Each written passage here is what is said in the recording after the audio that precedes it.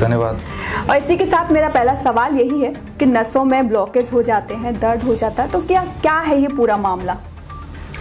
इसे समझते हैं ज़रा, नसें क्या होती है पहले तो इसको समझना ज़रूरी है। ब्लड वेसल बोल सकते हैं, आर्टरीज बोल सकते हैं, वेन्स बोल सकते हैं, कैपिलरीज बोल सकते हैं, या फिर मैं सीधी भाषा में बोलूँ पाइप। बहुत पतली पतली पाइपें हैं अलग अलग साइज़ की। सबसे बड़ा साइज़ ये जो आप देख रहे हैं, सबसे छोटा साइज़ 1 मिलीमीटर से भी कम। तो वो सारे जो हमारे शरीर में पाइप ही पाइप है, मान लो, जहाँ से ब्लड ट्रैवल करता है, वो ट्रांसपोर्टेशन सिस्टम है हमारे बॉडी का। और वो सारे पाइप बोलो या ब्लड वेसल बोलो, नर्व्स बोलो, वो सारे ब्लड वेसल्स को एक के बाद अगर लाइन से लगा देंगे तो एक एस्टिमेट के अनुसार हमारे अर्थ का एक चक्कर भी लगा देंगे। तो इतना लंबा पाइप है जिसमें ब्लड लगातार घूम रहा है। और ऐसा आपने पढ़ा या सुना कि उसके लिए वो पंपिंग मशीन क्या है, वो हार्ट है। आपका हार्ट का साइज़ क्या है? जैसे अभी मुट्ठी बना लिया, ये है आपका हार्ट का साइज़। और हमने ये सुना है कि ये हार्ट पंप करता है और पंप करके एक पूरे अर्थ का एक चक्कर के बराबर का ब्लड वेसल्स में ब्लड को लगातार फ्लो करता है। लेकिन आप अगर ध्यान से सोचें, इतना छोटा सा मशीन इतनी ताकत से ब्लड को फ्लो करा सकता है कि ब्लड इतना चक्कर लगा के वापस भी आ जाए। तो इसको समझने के लिए आपको समझना होगा कार्डियोवैस्कुलर सिस्टम, कि हार्ट अकेला ही ब्लड को पंप नहीं करता है। हार्ट सिर्फ इतना पंप करता है कि हार्ट से बाहर ब्लड फेंकता है। वो इतना पंप करने की ताकत तो उसमें है, उससे ज़्यादा नहीं है।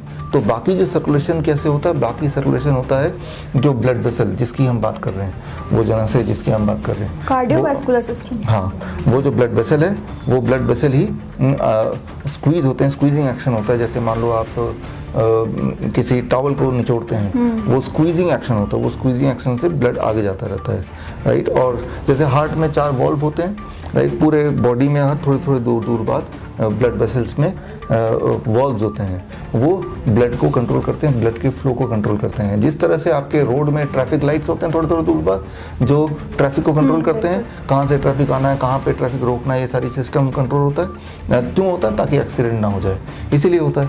ठीक उसी तरह से हमारे जो इंटरनल ट्रांसपोर्टेशन सिस्टम है, जिसे आप ब्लड वेसल बोलते हैं, वो ब्लड वेसल में ब्लड जो है वो एक ट्रांसपोर्ट की तरह काम करता है। वो सामान ले जाने का काम करता है। वो सामान ऑक्सीजन हो सकता है, वो सामान वेस्ट मटेरियल हो सकता है, वो सामान न्यूट्रिशन हो सकता है।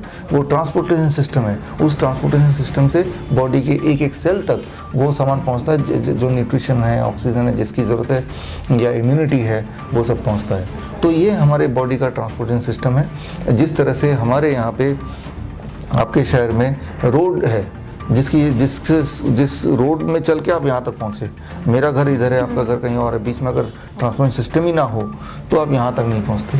अब ट्रांसपोर्टेशन सिस्टम अगर वो ठीक ना हो, कहीं गड्ढा है तो भी हम ठीक से नहीं पहुँचते। ठीक उसी तरह से हमारा जो ब्लड वेसल्स हैं, उसके बीच में ट्रांसपोर्टेशन सिस्टम में कहीं गड्ढे हो गए, कहीं पे कोई ब्लॉकेजेस होंगे, जैसे ब्लॉकेज बोलते हैं हम, वो ब्लॉकेजेस की वजह से ट्रांसपोर्टेशन सिस्टम ठीक नहीं है। अब ठीक नहीं है ट्रांसपोर्टेशन सिस्टम, तो क्या होगा कि बॉडी में जितने सेल्स हैं उनको ठीक टाइम पे खाना नहीं पहुंचेगा, वहाँ वेस्ट मटेरियल जमा हो जाएगा, वो ट्यूमर बनाने लगेगा, वो ठीक टाइम से ट्रांसपोर्ट होकर बॉडी से बाहर नहीं जाएगा।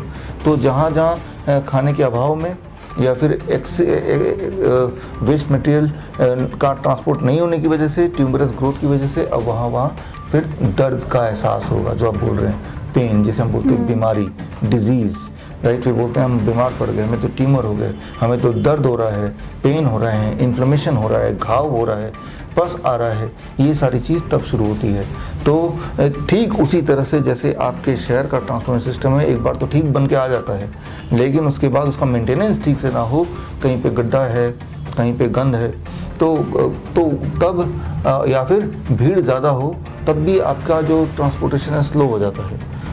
तो that is what is called blood sugar. Sugar की मात्रा एक लेवल से ज़्यादा हो तो यानी कि वो ट्रांसपोर्टेशन सिस्टम में जैम कर देता है, तो यानी कि ट्रांसपोर्ट ठीक से नहीं हो रहा।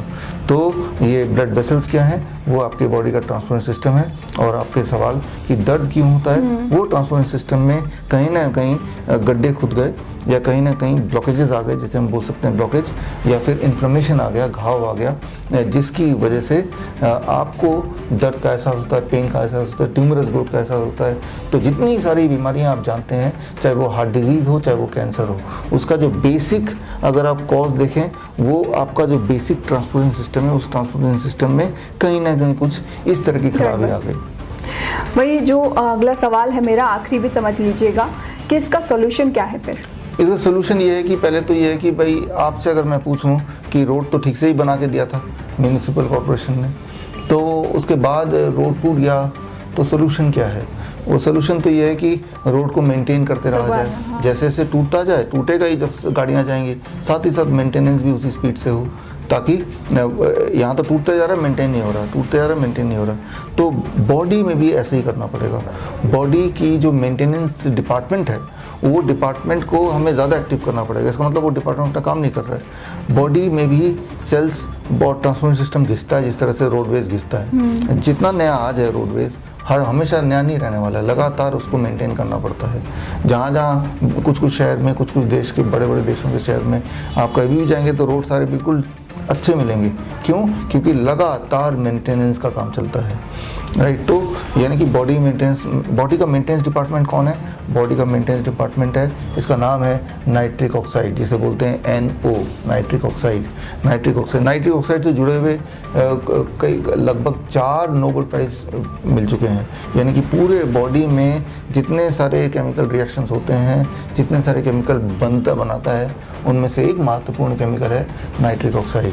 तो नाइट्रिक ऑक्साइड की रिस्पॉन्सिबिलिटी है उस ट्रांसपोर्टेशन सिस्टम के तोड़-फोड़ को रोके, नंबर 1, और उसको रिपेयर करे। तो जवाब क्या है? जवाब ये है कि आपको ये तय करना है कि आपके बॉडी में जो नाइट्रिक ऑक्साइड का प्रोडक्शन है वो हमेशा हाई रहे। अच्छा, तो सवाल ऑटोमेटिक आता है, हाई कैसे रहेगा? हाई रहेगा तो बॉडी में कुछ ऐसे न्यूट्रिशन की ज़रूरत है जो नाइट्रिक ऑक्साइड प्रोड्यूस कर सकता है, और वो है प्लांट बेस्ड फूड। जब आप ग्रीन्स खाते हैं, रॉ वेजिटेबल्स खाते हैं, कम से कम 500-700 ग्राम रोज, तो that is the only thing which can produce nitric oxide. Nitric oxide live vegetables and fruits से नाइट्रिक ऑक्साइड प्रोड्यूस होता है और बड़े मात्रा में प्रोड्यूस होता है। उससे क्या होगा?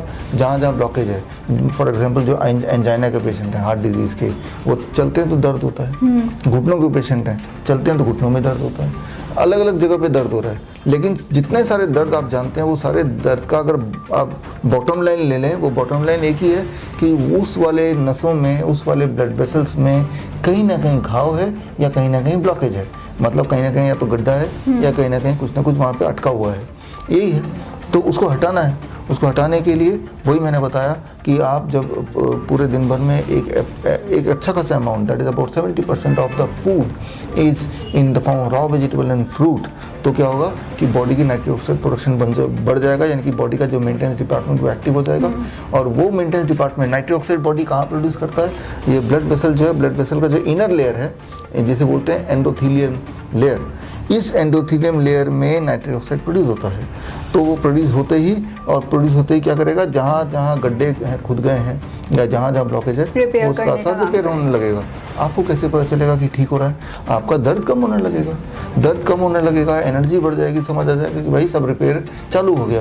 कितने देर में रिपेयर चालू होता है? लगभग 24 घंटे में चालू हो जाता है। जैसे ही आप ये डाइट शुरू करेंगे, विदिन 24 आवर्स, आपको कैसे पता चलेगा? 24 घंटे के अंदर ही आपको आराम मिलना शुरू हो जाएगा। एंजाइना जो है, आपका जो हार्ट पेन बोलते हैं, वो कम होने लगेगा।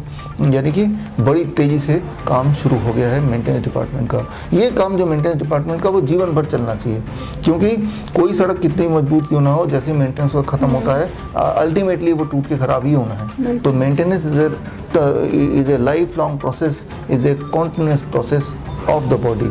और इससे कोई भी बीमारी, जितनी बीमारियों का नाम आपने सुना है, वो सारी बीमारियां ठीक हो सकती हैं, और इसी से ठीक हो सकती हैं। There is no other way. हाँ, साथ में थोड़ा सनलाइट हो जाए, थोड़ा फ्रेश एयर हो जाए, तो इस मेंटेनेंस डिपार्टमेंट और तेज़ी से काम करता है। बस इतना ही इसका सोल्यूशन है, और ये परफेक्ट सोल्यूशन है। आफ्टर ऑल इसको 4 नोबेल प्राइज मिले हैं। बिल्कुल। तो सर बहुत बहुत शुक्रिया सर, इतना कीमती वक्त और जानकारी देने के लिए। थैंक यू, धन्यवाद।